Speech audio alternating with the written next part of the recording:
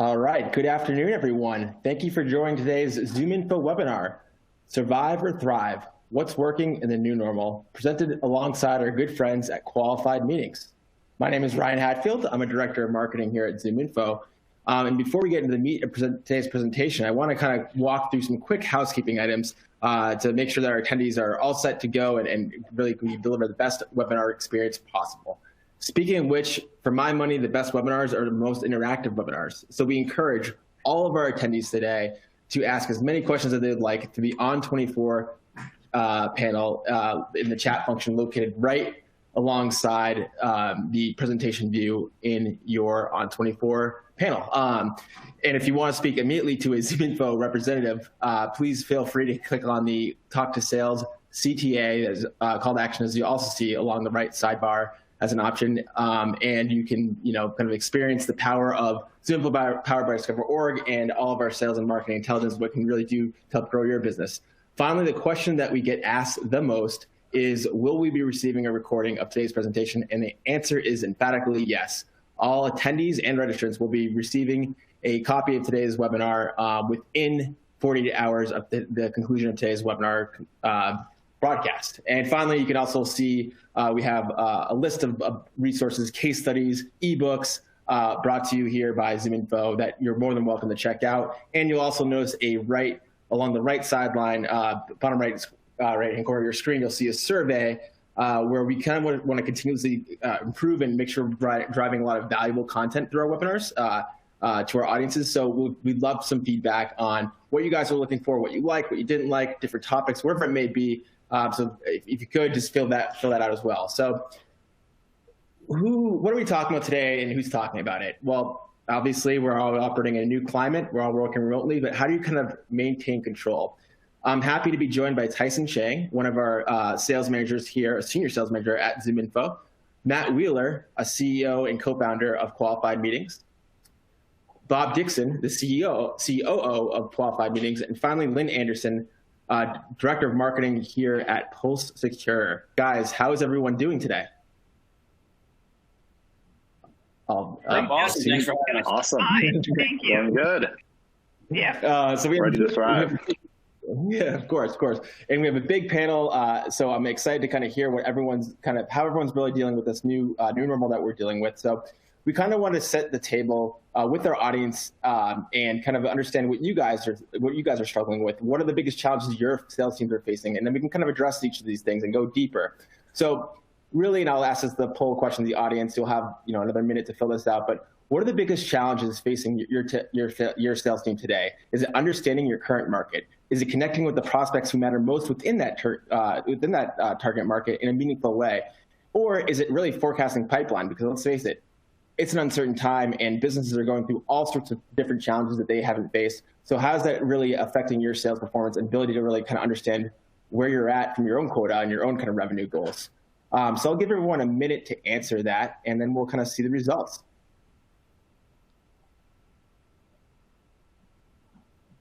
All right, so results are still kind of rolling in here, but I kind of wanted to talk to the panel here and understand really what they think of these results. So obviously connecting with prospects in a meaningful way, that's always a challenge, whether it's normal economic conditions or the remote atmosphere that we're working in today.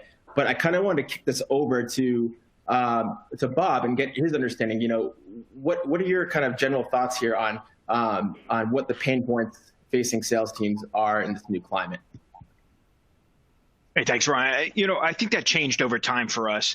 At first, we thought we were getting a hold of people if we could get them on the phone, and we were getting responses like, "Hey, how can you possibly be calling at a time like this?" And then it slowly shifted to, we don't really know what's going on in our market. So I think understanding our current market was a big challenge for us, but so was connecting with prospects in a meaningful way. So both of those were pretty much the top two problems that our SDRs had. I think we're forced then to constantly adjust based on who was answering a phone and how they answered it. Their posture, their voice, their concerns. Our SDRs actually got better at listening, which is a great skill for them anyway, but during this was particularly important. They had to listen right away. And then we were able then to get insights about who we were talking to and what their problems were so we could help them solve them.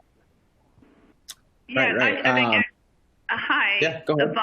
This is Lynn. I'd sort of like to continue on that. I'd actually love to see that this connecting in a meaningful way is one of the biggest issues, because I think that is one of the greatest advantages that you can actually take from this. That, especially in times of crisis, and I've managed lead generation and marketing services in lots of security companies, so I face these crises continually of sort of looking at what is educational content that we can get out to our constituents, to our markets. It's also looking at the market that you traditionally go after and saying, are there some others now, that other markets or other subgroups that my message and my products and services are now actually, we should be reaching out to in a very positive, again, educational manner. I think the meaningful is what is really meaningful to me, in that you're communicating material that is relevant, that relates to your products and services, and to the sort of the environment, the shifting environment that we're all living in right now. With the marketing programs that I've developed in the past, we've actually come into it with a crisis plan in place that we could then refer to. And we were sort of in this crisis, but if I think that if any of you on the call have actually done that, kudos to you. But it's never too late to sort of start and say, what are the types of programs that we should have in place? How should we be communicating? How often should we be communicating? And what can we add value in the conversation? I actually want to follow up that with you, Lynn, if you don't mind. Scott from the audience has asked, it's really about demonstrating empathy and offering help if needed, but mostly connecting on the human level. How can marketing help sales do that and thrive, in this kind of tenuous time? Absolutely. Totally agree. Yeah. So actually, I'll kick this over to Matt. Matt, you represent Qualified Meetings. You guys are working with a bunch of clients about how to, not only deliver short-term results, but also develop long-term pipeline. How are you seeing this issue be resolved, kind of connecting in a meaningful way? What are your clients kind of, asking? What are their pain points around that? Yeah, I mean, that's a great question. I think, we go program to program and just look at, kind of what the market is looking for. But at the end of the day, we pride ourselves on being an educational outbound company, right? It's all about educating first, and then the opportunities come from aligning the needs, pains, and goals to a solution. So when you're reaching out to people, we know there's times right now that are changed in the way that they're going to react. So maybe at this moment in time, they may have additional bandwidth that they didn't have before, but it's not for a buying cycle, right? It may be for a pure educational cycle.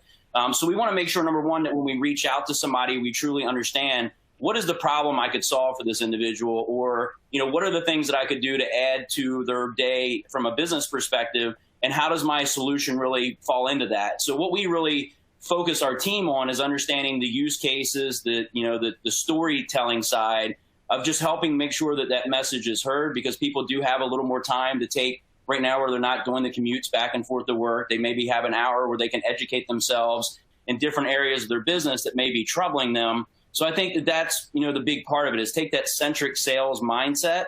We do this is what we try to do anyway. And unfortunately, I think it takes things like this to force people into realizing how they're communicating with people, right? And I mean, even when I was working with Discover Org, 12, 13 years ago, when Henry and the team built the product, the intention of being able to take data out like that was so that you'd be more intentional and meaningful about the way you communicate with people. You can go in and just really look at what the goals for that individual are, what the responsibilities are, and then try to align a message in the best way you can at scale to that persona, right? So I think that that's the biggest thing right now is we're being forced. I see clients right now that know that customers can't buy, so they're even changing the way they deploy their products or services, offering free services for a time period to give them access to software or things that they may need to get through this. And at the end of it, the hope is that they see the value that was brought and they consider you for, future business pieces. And we're getting a ton of great follow-up questions, and a lot of these is to let the audience know we are going to be addressing in future polls. So I don't want to let you guys think that we're skipping out on that, but I just want to kind of keep the conversation moving along. So to kind of deep into that first pain point, is understanding your current market, we have another poll question that we kind of want to ask the audience, and obviously budgetary restrictions is going to be something that you guys are probably all dealing with, but what about shifting priorities from short-term to long-term and dealing with maybe new personas or growing procurement committees and buying committees? Maybe it's a CFO, someone maybe from finance that is a little bit more, as costs, cutting costs or just kind of maintaining, strict budgets. That becomes that may introduce new personas into the selling process. So if the audience could take a second, I'll kind of stop blabbering for another 15 seconds and let everyone kind of fill this out, and we can kind of gear the conversation towards what everyone's seeing in the market. Okay, just another second, and let's go. Okay, so shifting priorities, budgetary restrictions, as I kind of predicted, would be a top pain point, but shifting priorities is an interesting kind of overwhelming favorite here in terms of what they're seeing in the market. Tyson, you manage the sales team here at Discover, or ZoomInfo powered by Discover Org. It's a product that can really be used by anyone with a need of B2B contact and or company intelligence, which is a pretty big market. So you guys serve a big market. So how has shifting priorities really affected your world? Candidly, not a whole lot. Thanks for the intro, Ryan. It's been an interesting transition. You're right. We are very well poised in the market. We can sell to any company that sells to any company. So we have a large total addressable market. Our priorities have shifted and refocused to kind of like the earlier poll questions, to better alignment with marketing. And it's also increased activity. When we're talking about engaging customers in our market, understanding those shifting priorities ahead of time is super important so that we can actually coach and train to that. And we talked about, we have basically roundtables twice a week with our marketing team where we basically give feedback, like anecdotal feedback that only SDRs can hear, like, hey, we're seeing this from this market and this from this market. And then we try to implement and address that so we can get ahead of those shifting priorities in both the marketing messaging and the talk tracks for training the team. Yeah. In terms of budget restrictions, go ahead. Oh, go ahead. No, you in terms of budgetary restrictions, it's been really similar to the same concerns that we're hearing from prospects. It's definitely tighter. We definitely have to have a better value prop, and we have to address some of those concerns. I know someone mentioned in the comments coming with empathy. That's you just can't overstate that enough. We can't overstate it enough to our team. We want to have a human connection, especially during this time. We also talked about the Kubler-Ross 7 stages of grief, and sort of where companies are falling out in that timeline as they start to transition from work from home. And again, we take those 7 stages, we train our SDRs on that, and we adjust our marketing and messaging. And once we start getting feedback where we see the market is shifting more towards this, maybe towards that depression where they're like, okay, we're not sure what's going to happen, then we can come in with that positive message and really deliver that value prop that we know we can provide to companies. Sure. I think you brought up a good point. I think both people brought up a point in terms of working with marketing to deal with shifting priorities, right? Because if you're kind of rolling something out to scale the sales team, something new in your talk tracks, that requires some well thought out, maybe some A/B testing. And Lynn, I kind of want to get your thoughts on how can organizations who are dealing with their buyers now kind of shifting things around and making the buying process even more complex. How can marketing get involved in enabling sales to deal with that challenge? Yeah, marketing's in an interesting point now because we're always looking for new leads coming in and nurturing and building a good relationship with sales and putting quality leads over to the sales department. And a lot of the lead flow has been disrupted. I mean, a lot of the times we're depending upon these large events or our own smaller events that are more on-site, trade shows, seminars, workshops, to be able to keep that lead flow in and really engage on a one-to-one with our customer. And that's obviously not happening right now. So what I've been seeing is that obviously a lot of more webinars and moving to an online, like this webinar right here. But even taking something like a trade show and really mining the data resources such as a ZoomInfo of who might have been at that trade show and sort of approaching it on a drip marketing program as you would during the trade show. What information would you be giving out to them? What are the conversations you'd be trying to have? So sort of trying to treat a little bit more proactively as a virtual event using the different tools that we have at our disposal. And I think that, with that also, so the shifting priorities of how I'm putting my monies that I have in marketing to work in different categories. You're sometimes in these kinds of crisis budgets, from marketing they dry up. So it's being more effective, more creative with your marketing dollars, and shifting a lot to social and online and outsourced resources, or working more aggressively with your SDR program to move these leads that you have, and looking into the leads that you already have in your system. And I know so many times we sort of ignore what we already have sitting there. We're always looking for something new. There's also, we haven't been talking about customers right now. I think that a lot of times we are, again, sort of looking for new leads to come in, and we're ignoring our customers. I think in this time especially, we should be focusing on our customers as not only retention, but also expansion of what we're selling to them, upsell products. Sure. And I think getting back to the core of this question, I just want to, before moving on, this is really about how your market has changed, right? Like your ICP, it's no longer just about like your, company revenue, industry, and kind of basic firmographic, demographic details. You need to know what's going on in real time, because your market is not your market anymore, right? There's people that would seem to fit that good sketch that you should go after, but may not be in a buying cycle. So that said, Matthew asked an interesting question, and I'd like to address this one to Bob. What industries are people reaching out to? Essential industries? Are there industries that are doing well that we should focus on? And really what I think, Bob, the core of this question would be kind of like around the idea that, like, how do you expand your targeted account universe to maybe open up more possibilities that you normally wouldn't consider, your sweet spot? Yeah, I think that's a great question. First we started guessing what's important and who should we avoid talking to right now, or who should we focus on right now. And frankly, we kind of guessed wrong on a lot of these things. And we didn't know, we started avoiding places that were seeing the first outbreaks. And it turns out that there were people who were suddenly working at home that had this capacity to talk to us. And we didn't think that was going to be the case. We avoided healthcare, for example, because we weren't sure that, they're so busy, they're so overwhelmed. Well, it turns out a lot of people within that industry were actually looking for somebody to give them a hand with all the excess data that they're now managing. And so we can connect them with people that can do that. There are industries that are doing exceptionally well during this, right? People who maybe were having, just a steady as you go, grocery chains, liquor stores, your meal delivery services that weren't thriving necessarily before. We're doing fine, but weren't thriving, but are now, seeing business at a level that they've never seen before. Fitness equipment companies, landscaping and yard companies. A lot of people are getting into gardening right now. Online tools like this, our e-retailers, our mask makers, telehealth services.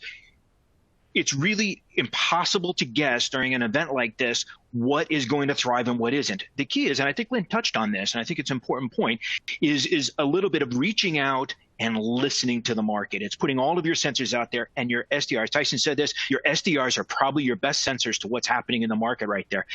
Getting that feedback loop. Look, they're not just outbound in terms of information. They're inbound for information, because they're going to share, that market intelligence with us as they come back. Sure, that makes sense. And then have you guys, I think when we were doing our prep call, Matt had mentioned, this is something that his clients have seen for a while, but it opens up to Tyson as well. With there being a little bit more restriction around budgets, and I'm assuming a lot more interest from a finance standpoint, how are organizations, or how should organizations kind of prep their reps who may not be used to dealing with that type of persona to really develop that multi-threaded messaging and really appeal to what maybe someone who's more about the actual ROI and value you're bringing to, rather than the actual capabilities of your product or service, what they're really focused on? How do you really appease that type of decision maker? And Matt, you had mentioned that. I just thought it was to Matt, yeah. Yeah, sorry. Yeah, I was having a little bit of trouble hearing you, Ryan. So just if you couldn't mind just repeating that last little bit. So dealing with the CFO in a situation where your company normally wouldn't have to deal with that sort of. Okay. Yes, for the software side of the industry, right? We saw that happen 5, 6, 7 years ago, where there was a big market shift, right? Even the way we approach sales development. When I got into this 13 years ago, I was working for a company called NetCordy. We were acquired by Infoblox. Our approach was way different from the way we were going outbound, and we could kind of, leverage relationships, right? There'd be a lot of salespeople that would leverage a relationship. They sold into this organization. Now they go sell into this other organization once they move. And listen, there's still a lot of that value add where you earn that integrity and trust from your buyers. But we saw a layer get put in about 5 or 6 years ago where they put a committee almost in place because they wanted to cut back on spend just because of a relationship. So I think that the market really trended towards the value add perspective of, does this solve a problem? Is it going to do something to, help our business grow or to improve our business process or whatever that may be? So in that industry, I think they're a little more prepared that they've seen that shift already happening. And I think other industries are going to catch up to that really quick during this situation where, the value proposition has definitely got to be very solid when you go in. What we see is that, even from a qualified meetings perspective, we've started incorporating an ROI guide where we're showing the ramp up where sales development people start and where they finish 12 months later and what the expected revenue was, right? So we're spending more time helping the customer understand, listen, this is what you're going to spend and this is the improvement. It may not always align to finance, but maybe it aligns to some sort of business improvement. And I think that everyone's going to have to incorporate a little bit of that into whatever you're selling, right? I think even when you go to the car dealership and it's time to buy a car, it's the practicality around, is the mileage high enough on the vehicle? Is the time and interest right? And you're still building that business case for why now. And I think we're just seeing that bleed into these other areas where it's not that the business needs should really change. I think we're all preparing to come out of this in Q3, Q4 and really start to, go back to trying to get back what we lost. But I think the cautions flag's been put up, and I think that you're going to see an insertion of CEOs, CFOs, finance people that just do some additional due diligence. And big organizations, billion-dollar companies like we work with in some cases, they call it procurement, right? And we're not used to that necessarily in a lot of the transactional deals that we do that are under $50,000 especially. But we're going to see that procurement style mentality come in to where there's somebody coming in and trying to get an additional discount to challenge the person that's trying to make the purchase on why they're making that decision. So really hand-holding your champion through that and making sure you have a delivery on the ROI side or the business proposal side, not just a piece of paper with a 10% discount. That just won't fly anymore. Sure. There's no time. Are you looking for something a little deeper? No, that makes total sense. It's not about necessarily the quick win, but showing the long-term value as well as the short-term as well. It makes sense. You do that. Those turn into 10-year relationships, right? You're not fighting every year for a 12-month renewal. There's some perception of how this makes the business run better or how the ROI is there and it's saving us money. And I think you can live on that for quite a while. Sure. And I kind of want to shift to we're talking about the market now, but let's talk now from the audience perspective. Like, how are you now attacking and engaging this new market? We kind of picked out some emerging channels as well as just more coordinated with marketing, but we'd love the audience to hear from the audience. Since transitioning from in-person to remote selling, have you guys adjusted or increased sales outreach using any of the following tactics? Social selling, personal channels, meaning mobile phones, personal email, what have you, or just working more aligned with marketing to develop more kind of strategic plays, what Lynn talked about earlier. I'll give everyone a quick 10 seconds, and we'd love to get your feedback. Thank you. Yeah, hey, Ryan, on the last question, the one thing I would add on top of Matt, like everything Matt said was spot on. For our industry, we've definitely seen, or for our company, we've definitely seen a surge in having to engage with the CFO and CEO level.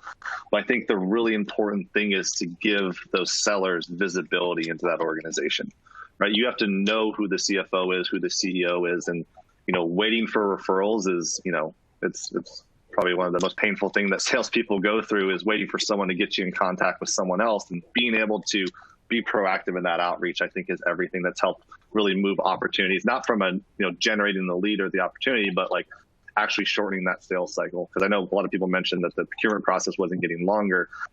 And I think like we've absolutely seen that on our side is those sales cycles are getting longer because budgets are restricted and anything over a certain amount has to get approved by, a CFO or a CEO just because of the environment that we're in. So visibility is really key right now on that aspect. I always forget that not everybody has access to the org charts, right? I take that for granted, 13 years of Discover Org, zoominfo. So we org chart everything. And I think you're right, getting in early with the relationship with those decision makers is very critical in the beginning. Yeah. So, Tyson, are you saying we've actually started leveraging. Go ahead. Go ahead. Yeah, we've actually started leveraging SDRs for pipeline management on the account executive side. So our SDRs are traditionally just hunters, right? We're going out, setting up meetings and qualifying it. And then later on the pipeline, we're actually leveraging that SDRs to do SDR type activities to those other personas to get them engaged earlier on behalf of the account executives.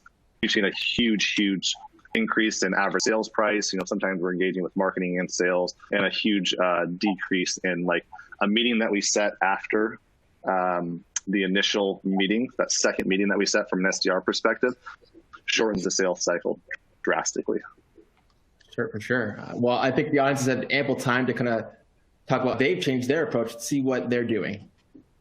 So, wow, a great mix here, which is really great. So a lot of people are doing more social media stuff on LinkedIn, Twitter, et cetera. And looks like mobile phone, obviously you're new. I was talking in the prep call, but like I don't have my office phone at ZoomInfo forwarding to my mobile phone quite yet. So if you're calling me, unfortunately you're not getting me. So access to kind of personal information is big. We'll touch more in a second. And finally, working more with marketing.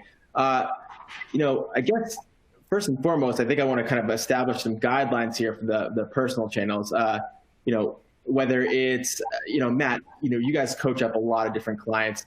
Are you seeing a lot more kind of personal channels being used? And what kind of strategies are you guys doing in order to kind of set appointments for your client base? Yeah, it's an interesting topic, especially when you get into the mobile side. So, we look at all 7 pillars of communication, right? The calls, the voicemails, the emails, SMS, the video, the social selling on LinkedIn, and even direct mail. So we try to utilize those channels wherever it's possible in an account based on the type of persona and vertical that we're going into. Now, when you get into the personal channels, right, we've seen a really good response from like VPs of sales, marketing folks on the personal mobile use of, first text, reach out, because those folks are typically not with a corporate number anyway. They work remotely. They're used to using their mobile phones as a primary business device. So it's not so there's not such a toxic response there to where in some of our more technical personas, engineers, CISOs, things like that, it goes market to market, right? The security market, it's not necessarily received that well. I think making a call to a mobile device is always okay because people will tell you whether that's okay or not. But the SMS thing, it's still gray area for a lot of organizations.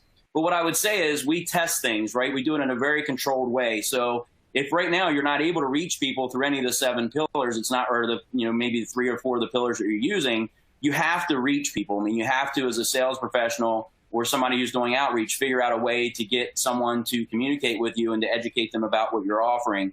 So what I would suggest is that you look at, don't go and do a mass text and do, a data set. Go text 10 people and look at the responses from that.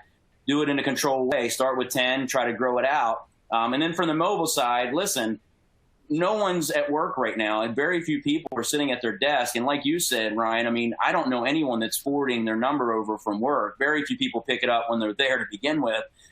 So they do check their voice bank, things like that, but they're not really sitting there waiting for that phone call to come in. So we're looking at the other areas of, socialization being the top one with social selling and incorporating video messaging into the social platform with LinkedIn, or sending a video message through the SMS on the text, or doing a lot of the calls through the mobile phone. I think that as long as you're not doing it in a spam way, meaning you're just using some device to send millions or thousands of bits or pieces out at one time, that you're okay to test those avenues and see how people respond. I think this is a really good area for Lynn to help with as well. Yeah, I just want to quickly touch before we get to Lynn, I want to quickly echo a point that was commented on. Christian says, for me, it's been more about cold calling and using social selling, but only using it depending on the market. So when he's targeting EMEA specifically. And Lynn, I was going to switch to you anyway, because Miranda has a great question. What kind of advice do you have for a startup coming into the market at this time? They've done a lot of B2B, just general outreach, but they're planning to do more on social and working with marketing. Where do you really begin, especially if you're kind of a startup?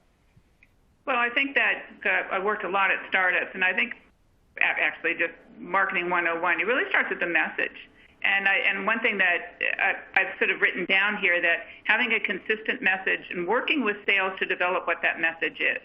And I think that whole thing, coordinating a marketing event effort with sales, and sometimes in a startup, because you're small, sometimes it's easier because you're sitting across from, of course, not now, but it's a smaller team that you can get together and really discuss what are the key markets, what are the key messages that we need to be pushing out, and developing the marketing or developing the email and social messages that need to be going out, instead of planning them accordingly, so that there's a coordinated effort where it's not I've been in some organizations where there are a lot of rogue messages out there. And I think especially today that keeping a clear, consistent message between sales and marketing, where marketing is working really, really closely, especially what I used to work with, mainly the SDR team and your inside sales, and you're getting that very well coordinated so that your larger message is parsed down into communications, both in social, in the call scripts and the email responses, so that it's a consistent message. And I think in a startup, it's especially important. It's important to all of us, where you're trying not to boil the ocean, but let's zero in on messages and really make those effective.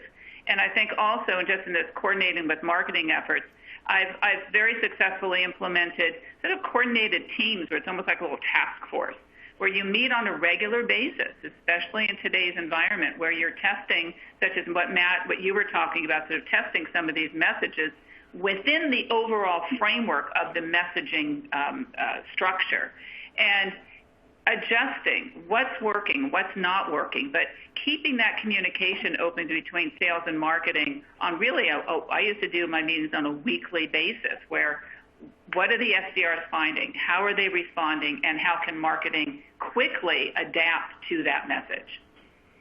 And Lynn, just real quick, because you and I worked together at Forescout Technology, so I may have been one of those rogue people, right? When Lynn talked about going rogue, I think that experience comes from when marketing and sales are not aligned. And what happens is marketing builds some messaging in a box. They expect someone to go out and have a human-to-human conversation with it, and it doesn't always align. So then that's the rogueness, right? I get something from marketing. I'm like, never am I saying this or sending this to someone. And now I'm recreating the messaging to where if you collaborate like we did at Forescout, that message is aligned from corporate through marketing all the way through the sales department. We all have a buy-in in it. We agree to it. And the message stays very consistent. And it also, I hate to say this, a company I used to work for, I'm still on their mailing list, and I've been getting these, I have to say, it's sort of obnoxious messages from them recently that they don't know who I am, but it's obviously not a message that's on point.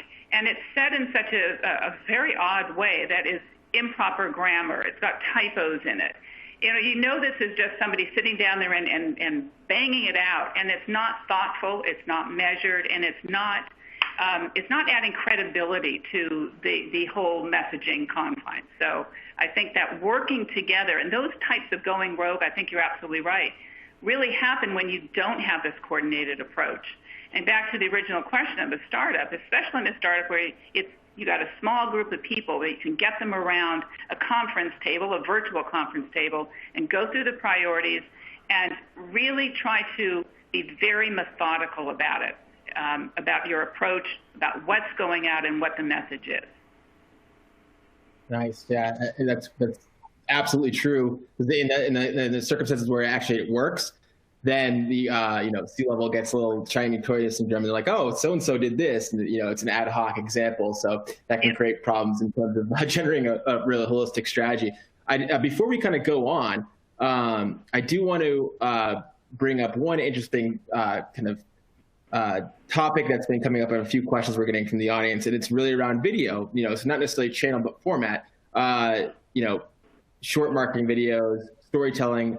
What platform in terms of doing those sorts of things, whether it's over email, over maybe an SMS text, although that would be pretty aggressive, but over social, are you guys seeing more video kind of in a sales capacity? Obviously with marketing, videos have been huge for a while, but what are people seeing out there? David, Matt, are you seeing more of your clients requesting this sort of type of communication from you, and how are you coaching that out? I mean, we test it out across the board in different areas from the very first touch. When you look at our 2352 step methodology of outbound, right, we try to incorporate the 7 pillars, and we use it, and we change that cadence pattern up based on persona and vertical to understand where people are going to respond within that cadence. And we constantly play with that. Even from a sales side, right, talking about, hey, I had a qualified meeting already, and we're now engaged with a client. I have started using video very heavily as a follow-up. Immediately send a video over thanking for time. I also use it to be doing something meaningful down the road if things go a little bit dark for a week or two. I'll bring a video back in so that I show that I'm more innovative and more personalized in that approach. So video, I mean, and we use it considerably in LinkedIn too for first messages because, listen, LinkedIn's getting botted to death. I can't hardly stand to go on there, half the time because I have 400 messages at any given time. And listen, the bots serve a purpose, but in there with the messenger, the way it's built, it's very concerning. So video does give you the ability to stand out a little bit more to an audience that probably is getting 20 plus messages on a daily basis in an area that's not easy to manage. So is there something a little more specific to that question, Ryan, that I maybe missed there? Video. No, I think video I've always looked at from a marketing perspective, but you see it so much more now used in prospecting. So this was, is that, and I also really quick to wrap up this kind of part of the presentation. I think it's interesting because people generally now meet over Zoom video, right? Like in this new normal, this is how you meet. So if you're following up with a video, it's almost like an in-person meeting in some weird way because this is the only capacity you've known someone unless you knew them prior, right? So it's kind of interesting. I'm telling you right now, Ryan, I've had more compliments come back from a video follow-up than any other format on the planet. Literally come back and say, that was so cool, very engaging. I mean, just recently I had it. And I especially do it like in the situation we were referring to earlier where I'm 80% of the way into the deal. Maybe a CFO showed up for a last call to talk to me about pricing, things like that. I really try to utilize it in that platform because it's just more personalized and it shows the character of the person a little bit more, right, in live view. So it just accelerates the deal. It makes people feel like they are communicating live a little bit more. Okay, yeah. So moving on, let's kind of shift gears in terms of what the audience is focusing more on. So we just went over channels and tactics, but when you are getting in contact with someone, which of the following have you focused your efforts most on when selling in the pandemic? We have a couple of questions that have already come in around these topics. So conveying empathy in a personalized way, and doing so well, demonstrating the short-term business value, which is very top of mind for a lot of organizations struggling right now, or if you have a longer sales cycle, developing those long-term partnerships through better nurturing. So let's see, let's give the audience a couple quick seconds. We've had this question up for a little bit while chatting over the video. And Matt's excellent response rates over that. So let's quickly take a look at this.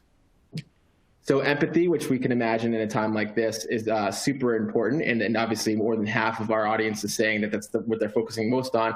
And then developing those long-term partnerships, I imagine, is for people who have those extended cycles. And I want to kind of, before I pose this to the rest of the panel, I want to bring up a question that someone from the audience asked, I think is super relevant to this topic. With the new normal around the corner, do you stay away from acknowledging the pandemic during prospecting? Their organization has had to split whether they should wait to bring it in to talk about it or not. And I'll kind of gear this one towards Tyson. How are you telling your reps to kind of approach this, right? I mean, I'm sure we talked about being empathy, and you said that has to always be top of mind, but how do you do so in a way that's not too personal?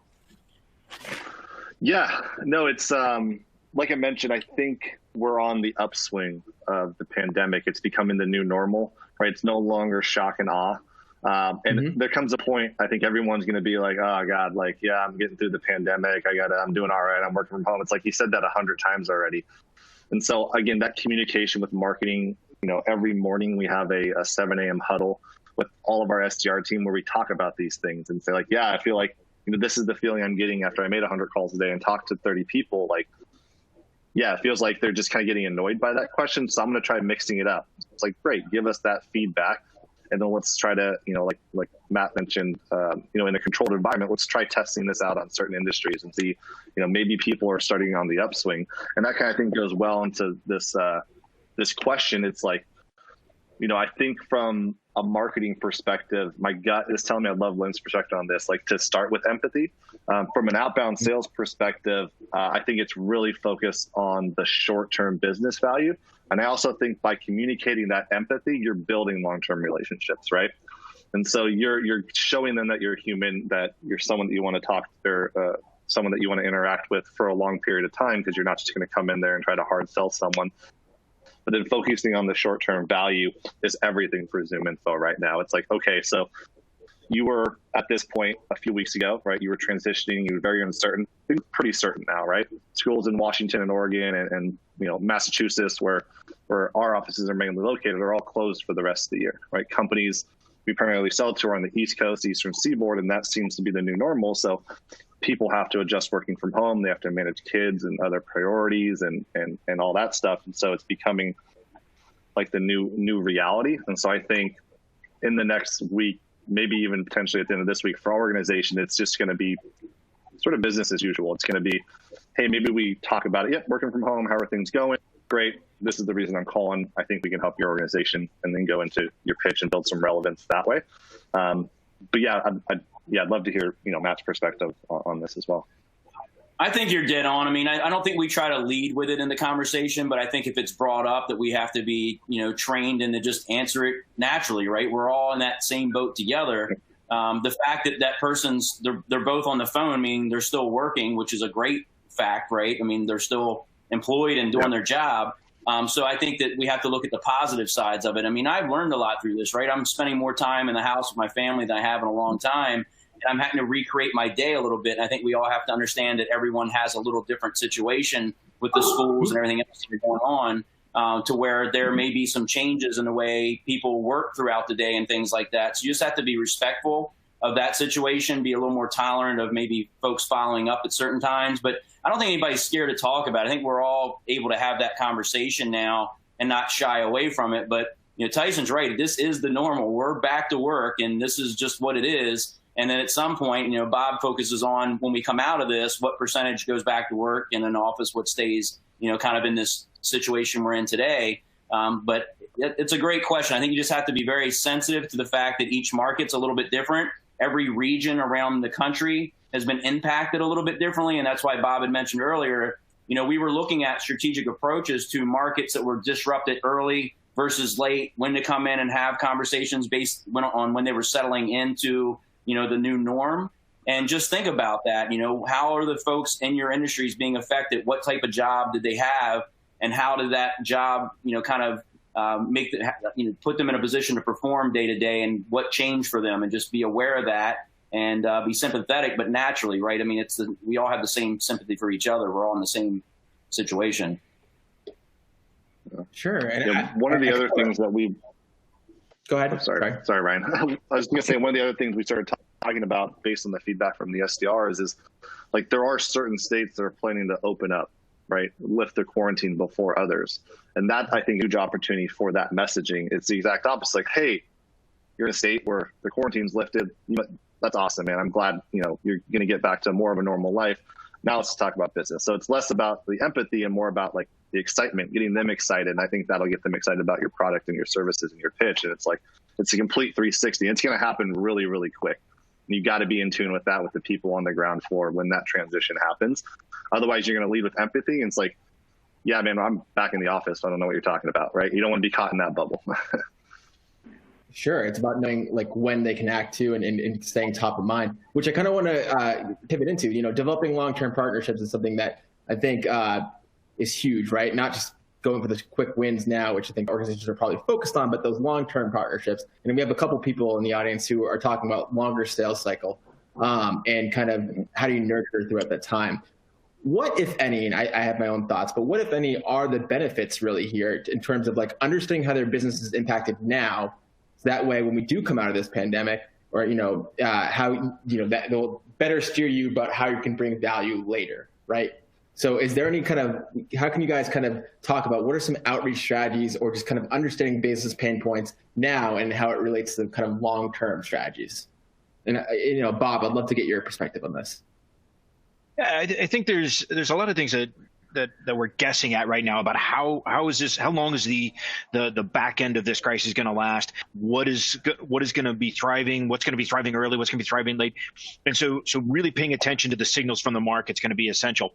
There are a couple of things that I think the successful companies that not just survive but thrive in crises, if you're looking back at past crises, what they do during the crises to position themselves on the back end. First is they stock up on new business leads right now, right? You're in the middle, you don't know when it's going to end, but you can start creating those relationships. You have a long sales cycle in some cases, and the end of your sales cycle can easily be beyond the end of the crisis. So starting that process early on, focusing messaging on businesses ramping up on the back end of the curve, right? Returning to either a pre-COVID posture or pivoting in a new directions after what we call the great pause in our economy, and preparing for pent-up demand. There's a lot of demand in the marketplace that is just sitting idle right now, waiting to move forward. And so how do you help your clients? How do you posture your business for that demand that's coming up? You're probably watching budgets right now and saying, oh gosh, we can't spend money on our existing workforce. Well, if you cut back too much, you're not going to be prepared for that pent-up demand on the backside. So overall, being prepared to scale quickly, preparing for a resurgence. We're going to see COVID come down, and then we're going to see it come back up as people start to interact again. That's completely normal in pandemics. But being prepared for that and not panicking for that, just knowing that's coming. Those are the kinds of things that I see successful business done during the past crises, and that I see successful businesses posturing themselves doing right now. And I see, yeah, Lynn, go ahead. No, I was just going to sort of extend that especially when you're working with the marketing department, this is something that marketing traditionally will do, is sort of, we're looking at the market, we're looking at our program 6 to 9 months out, and working with sales very closely right now to say, okay, what are the message, where are the key areas that we need to be focused on right now, and what is the message? But then also 3 months, 6 months. What are some of the scenarios that we might be facing, and how would we message it? How can we start actually building our drip marketing campaigns now for when we need to turn them on? Because you'll be able to react a lot faster if you've done the prep work, created those emails, looked at what some of your Google ad campaigns could be, sort of putting together your strategy now for what the shifting landscape might look like. And it might be that you have to do several different scenarios along the way, but at least you'll have a framework set up to be able to react in 2 to 3 months. And this sort of scaling up and scaling down, I think, is really important, where if you're working with some outsourced agencies where you need to scale down right now or scale up, depending upon whether you're in sort of thrive or you're challenged or with getting more leads or dealing with a deluge of leads. So I think that gets back to shifting priorities of where we're putting our monies as a marketing department. But it's planning for those long-term relationships, and when we can go back in, when it's safe to go back in the water, that we have the structure already built in. I was on mute. I apologize. That makes total sense. I'm going to, just because we are running short on time and I want to leave enough room for potential Q&A, but I'm going to go to this next question, and we'll talk about performance and expectation. I think this was brought up at the beginning, that forecasting pipeline piece. So we asked the audience, how have you changed your performance and expectations? Are you urging your go-to-market teams and sales organizations to do more activity? Are you getting more out of that activity? Are you trying to do more activity but not getting as much juice worth the squeeze there? Juice not worth the squeeze, rather. Are you doing less activity, honing in on specific personas or accounts, but you're getting better results? Or are you just generating lower activity and the performance is subsequently lower because your market's just not activated right now? But while we give the audience a second to answer that, I got a couple interesting questions here, really around people being worn out from empathy and being worn out from COVID-19 in general. Is that something that Matt, that your clients are seeing, right? That when you lead with empathy about something like this, that there's a little bit, okay, I don't want to talk about it, or I want to move on. Let's just focus on business, right? Is there any of that pushback you're seeing, or is that kind of we're not quite there yet?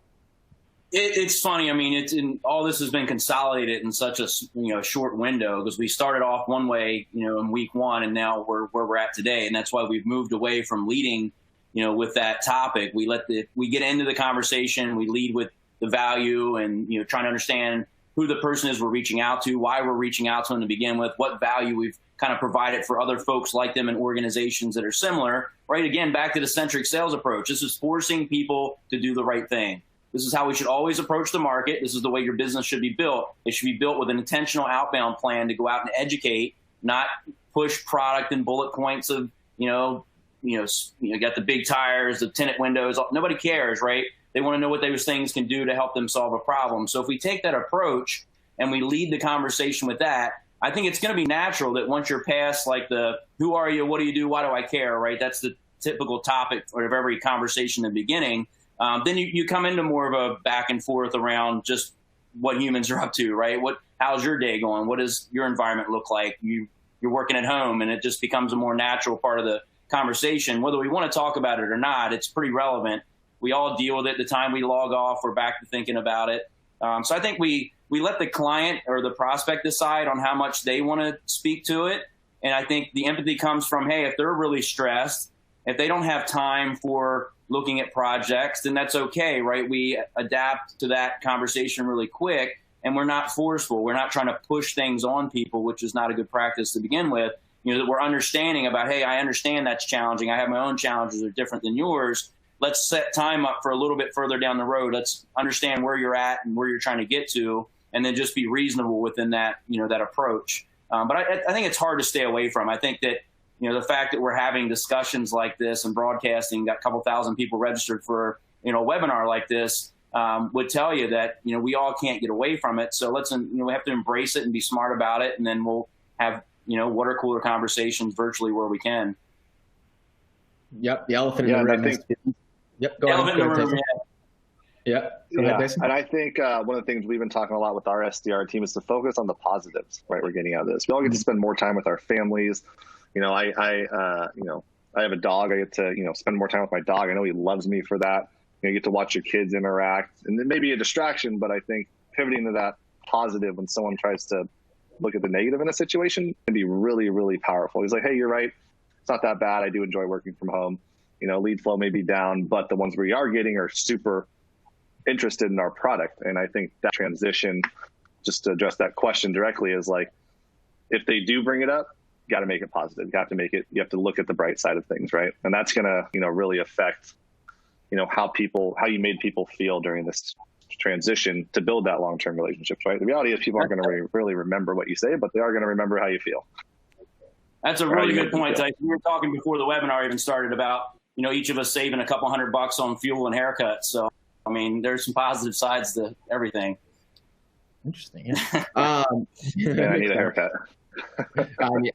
Haircut. And someone actually commented around like, how can we be more out with empathy? Let the customer speak, and there's so much going on. For the record, none of us are worn out with empathy. It's just kind of a strategy that, or rather something that could be existing in the market. But all that said, let's kind of get to this activity. I know we're looking at this last question from a manager's perspective, and really kind of how to keep your sales team motivated and really put them in position to win, and how you position their kind of expectations around performance. So let's see what the audience said. Okay, so it seems like a lot of people are pushing the envelope in terms of, hey, we got to sell now, but not getting the same results. Tyson, I know that in the pre-call, we talked about zoominfo really increasing their volume more in terms of outbound activity and getting that urgency up. What are some of the lessons you've learned from that, and how are you guys doing that on your side? No, yeah, it was the first thing we talked about as a leadership team. Number one, first and foremost, we have to be able to track the activity, right? If you don't have a way to track it, you don't know how many dials people are making, emails or sending, you're kind of lost already. The next part is just to put super strict standardized metrics in place. One of the other things we talked about, for me, I manage a team of 25 and support a team of 150 SDRs. I don't get to interact with them. I can't turn around and see if this SDR is, engaged at his desk, right? I have to do it virtually. So I think also communicating those expectations to SDRs, like, hey, we're going to learn this together. right now, the only thing I have to manage you and to make sure we're being successful together is to look at activity. So it may seem like micromanaging, but you're going to have way less distractions throughout the day. You're going to be able to focus more on the activity and purposeful activity, because there aren't going to be those distractions in the office, right? There's no, I'm going to go walk over here, talk to 5 people in between the room and stuff like that.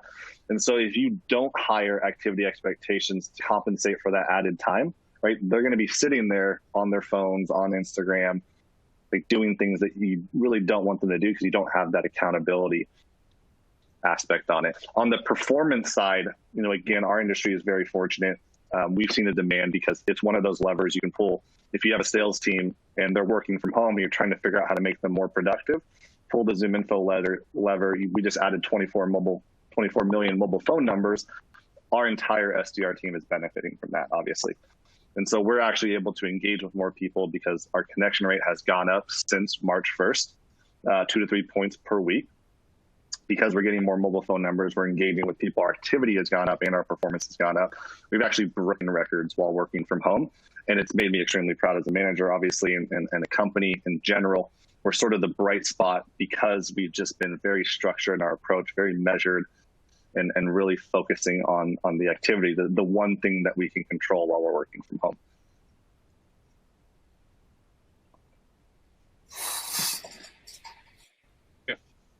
Hey, Ryan, I think you're on mute. I apologize. The struggles of having a dog that barks a lot and trying to be cognizant of the audience.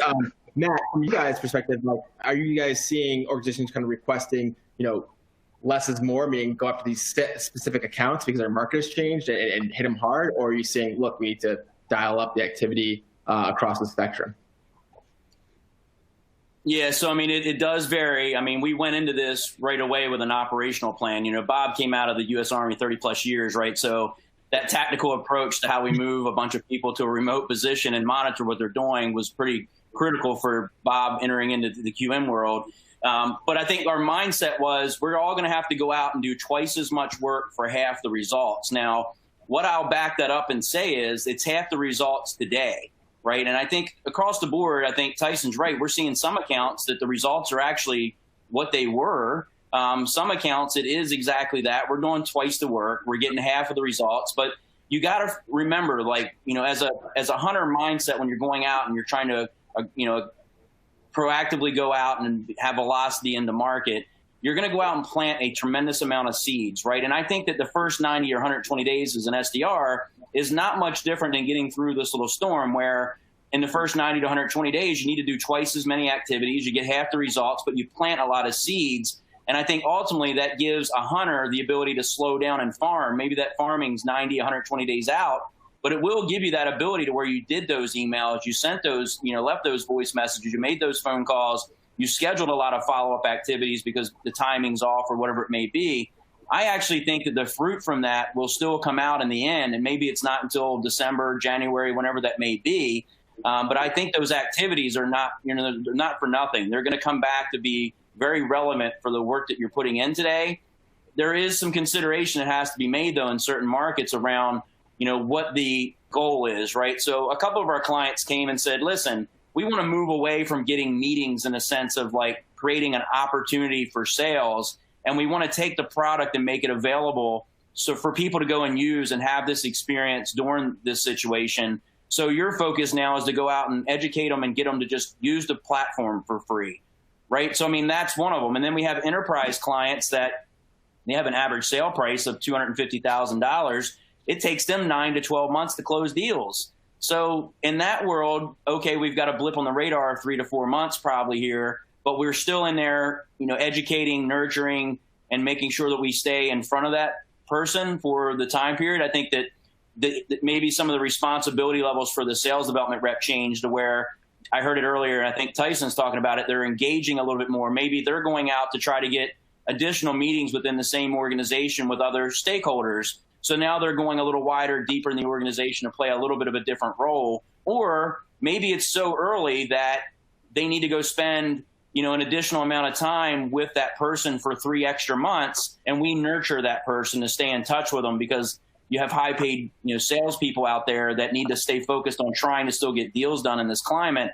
They don't need to be nurturing or babysitting, window shoppers in early stages. So it's going to vary. Just, what I say, and listen, my number one goal in life is to always be the biggest advocate for an SDR, right? I've made 250,000 phone calls myself. The company was built on, being an SDR and supporting SDRs. And the second part is I always want to make sure I educate managers, CEOs, CFOs on the importance of the SDRs and making sure that they have a mission when they hire them and what the goal is for them within that organization. And in this situation, they need to stop and look at what is the mission? What are we trying to accomplish in this situation with that team? And how do we measure that particular, goal that they have versus the day is not as normal as it was, 6 weeks ago. So we can't have the same expectations, and the timelines may change. We just have to make it up on the back end. But I would always stress that anytime you build a sales development team or have one, just be very understanding of what the goal for that is. Because I've worked with so many organizations that they come to me and they already worked with another outsource provider and said that that outsource provider failed them, right? And then I start to dig into it and realize that there wasn't a partnership there, or they didn't understand what they were trying to do to begin with that part of the organization. And if you look at Zoom, and I've been on site with Discover and ZoomInfo a lot over the last bunch of years, everyone knows what their goal is and how it contributes to the organizational's growth model and what the impact of those meetings is, versus closed deals and all those things. They've got it well calculated. And that's what you have to do in every organization, become a business model within your business so that every time you create a meeting, it's not expected that meeting is going to just go to close, right? Some of them have a 9-month sales cycle. Some of them have 90 days. Does this situation impact the length of time it takes you to close a deal? How much more time are you going to give that in the pipeline? Who's going to be involved? Just really be thoughtful about what that team's mission is and how they can impact the business long term. Don't get so focused on this 30 days or the next 30 days that you make harsh decisions when long term the strategy should still be the same. Went on a little bit of a soapbox, but no. I think it's a great way to wrap things up, because I know we're up against. I think there's a place for fact finding, like you just kind of talked about, and understanding insights and what they care about. And there's a place for nurturing once you have that understanding, and there's a place for transactional meetings where you're like, okay, let's get this done. Lynn, Bob, Matt from Qualified Meetings and such, I really appreciate the time. Tyson, I appreciate your time as well. The audience, ton of great questions, ton of engagement. Again, as a reminder, everyone will get a recording of this webinar within 48 hours. I really want to take this second again to thank you all, and thank you guys all for attending. This has been an awesome presentation. Hey, thanks, Ryan. Well. Appreciate it. Awesome. Thank you. All right. Thank you, Ryan. It was awesome. Thanks, everyone. Thank you. All right, have a great day. take care. Bye.